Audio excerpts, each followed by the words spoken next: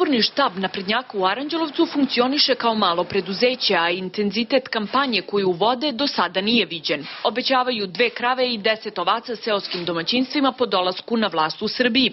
Članovi stranke koji su lekari organizuju oftalmološke, ginekološke i ultrazvučne preglede. Kažem da je jedna gospođa pregledana i da je otkriven maligno oboljenje u ranoj fazi, tako da možemo očekivati da će zahvaljujući tom pregledu i delu kampanje njoj vjerojatno biti spašen život. Što se tiče ovaca, koza koji su pominjani, to je iskrivljeno. Naprednjaci u selima dovode predstave kursadžija. Politički protivnici tvrde da plaćaju pecarošima godišnju ribolovačku članarinu, a dele i veštačko đubrivo. Srpska napredna stranka svojim budućim glasačima nudi veštačko đubrivo. To smo zabeležili, bili smo ovako pomalo zgranuti, nismo sami mogli da verujemo.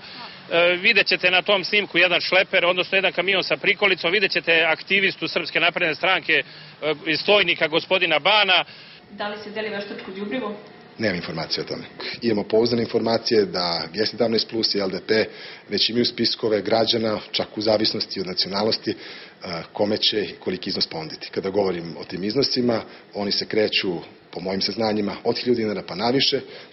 Demokrate u Aranđelovcu postavljaju pitanje opravdanosti kampanje koju vode naprednjaci i naglašavaju da zdravstveni pregledi i druga obećanja predstavljaju, kako kažu, predizbornu maglu. Mislite na ove besplatne ginekološke i oftalmološke preglede i na besplatne 2 krave i 10 ovaca. Ako mislite na to, to je jeftina demagogija Srpske napredne stranke i tako se ne donosi budućnost Aranđelovcu i našim građanima.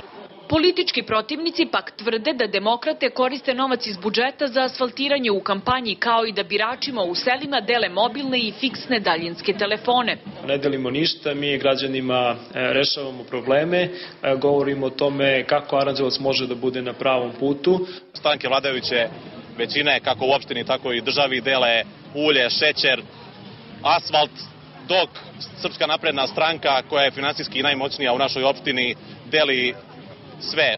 Koalicija Zajedno za Aranđelovac građanima je u kampanji podelila malo sportske opreme, kaže nosilac liste Aleksandar Damjanić i naglašava da biračima nude kredibilnu izbornu listu, dobar program i jake ljude.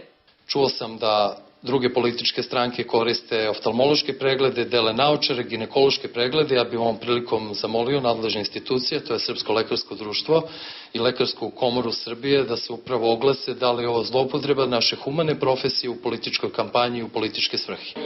A evo šta Aranđelovčani misle o ponudama političkih partija. A oni nude svašta, ali ovaj narod ništa ne vidi od toga što oni nude. Pa nude bolji život, nude sve najbolje.